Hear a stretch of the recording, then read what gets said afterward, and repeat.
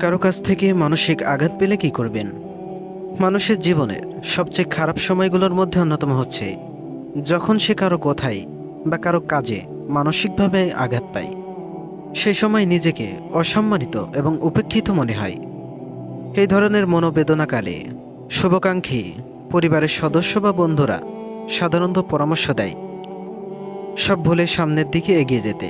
বিষয়টি কঠিন হলেও আসলে এটি সবচেয়ে ভালো পরামর্শ। যখন কেউ আপনাকে কষ্ট দেবে তখন যা বলবেন, যা করবেন, প্রথম কাজটি হলো যে আঘাত করছে তার কাছ থেকে দূরত্ব থাকুন। এমন মানুষের কাছ থেকে দূরে থাকার চেষ্টা করা যারা আপনার অনুভূতিতে আঘাত করে।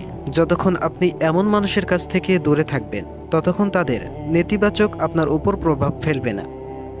এসব মানুষকে এড়িয়ে যাওয়ার মাধ্যমে তাদের সঙ্গে নতুন করে দ্বন্দ্ব সৃষ্টি হওয়ার আর সুযোগ তৈরি হবে না।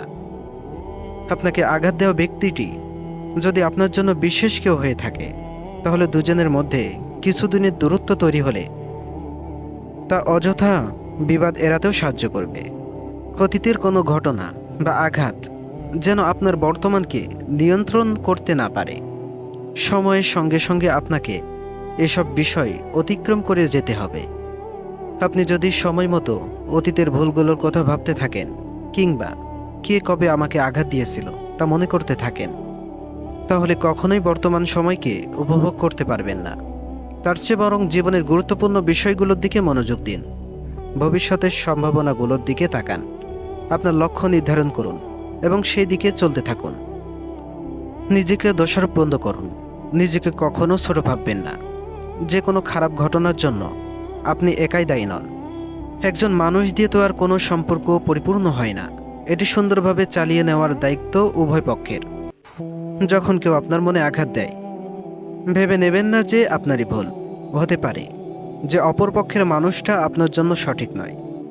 আবার কখনো আপনিও ভুল হতে পারেন। সেক্ষেত্রে নিজের দোষ স্বীকার করে নেওয়াই ভালো। অনিচ্ছা সত্ত্বেও সম্পর্ক এগিয়ে নেওয়ার চেয়ে দুজনের দুদিকে চলে যাওয়াই ভালো। অন্যের দৃষ্টিভঙ্গি বোঝার চেষ্টা করুন। যখন কারো সামনে আপনার নিজেকে ছোট বলে মনে হবে তখন খেয়াল করে দেখুন হে ভাবনার উৎস কোথায়। অর্থাৎ খুঁজে বের করুন যে আপনার কি বুঝতে ভুল হচ্ছে, নাকি সামনে ব্যক্তি ইচ্ছা করে আপনাকে নিচু বোধ করাচ্ছে। যতক্ষণ পর্যন্ত আপনি সঠিক কারণটি ধরতে না পারছেন ভেতরে ভেতরে কষ্ট পাবেন না। হতে পারে ওই ব্যক্তি আপনাকে আঘাত করার মতো কিছুই বলেননি, বরং আপনি নিজেই মনে মনে ভেবে নিয়েছেন সে আপনাকে ছোট বা আঘাত করা হচ্ছে। নিজের প্রতি বিশ্বাস রাখুন। ততক্ষণ পর্যন্ত কেউ আপনাকে আঘাত করতে পারবে না যতক্ষণ না আপনি ভেতর থেকে তা অনুভব করছেন। অন্য কারো রাগের কারণে নিজের মানসিক শান্তি নষ্ট হতে দেবেন না। যেহেতু কেউ আপনাকে তৈরি করতে পারবে না, তাই কেউ যেন আপনাকে ভাঙতে না পারে সেদিকে খেয়াল রাখবেন। যখন কেউ আপনাকে আঘাত দেয় শান্ত থাকুন। নিজের ওপর বিশ্বাস রাখুন। আপনি যা করতে ভালোবাসেন, যা করতে চান সেটাই করে যান। প্রতিশোধ নয়। বেশিরভাগ ক্ষেত্রেই দেখা যায় যখন কেউ অন্যকে অপমান করে তখন অপর ব্যক্তিটি অন্যের হয়ে এই অপমানের জবাব দেওয়ার সুযোগ খুঁজতে থাকে। এটা ভুল। নিজের শক্তিকে নেতিবাচক হাতে খরচ করবেন না, বরং নিজের শক্তি এবং সময় বিনিয়োগ করুন উৎপাদনশীল কাজে। ইতিবাচক মানসিকতা ধরে রাখুন। অন্যকে হারিয়ে যেতে নয়, শান্ত থেকে নিজের জন্য কাজ করতে থাকুন। জীবনের ইতিবাচক দিকগুলোর দিকে দৃষ্টি রাখুন। আঘাতের অনুভূতি জীবনের নেতিবাচক প্রভাব ফেলে। এটা কাটিয়ে উঠতে না পারলে সামনের দিকে এগিয়ে যেতে পারবেন না। আপনার উচিত এসবকে জীবন থেকে ঝেড়ে ফেলা এবং পুরনো ঘটনা ভুলে যাওয়া। বরং জীবনের ইতিবাচক দিকগুলো খুঁজে বের করুন এবং ইতিবাচক মানসিকতার মানুষদের সঙ্গে থাকুন। সবাইকে আবার একই রকম ভাববেন না। প্রত্যেকেই জীবনে কঠিন সময় আসে। জীবনের সমস্যা থেকে কোনো মানুষ মুক্ত নয়। তাই এটা ভেবে দেখবেন না যে কখনো আপনার জীবন একেবারে নিখুঁত হয়ে যাবে।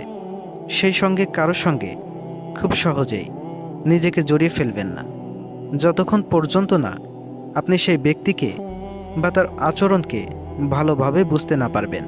তার সঙ্গে জড়াবেন না।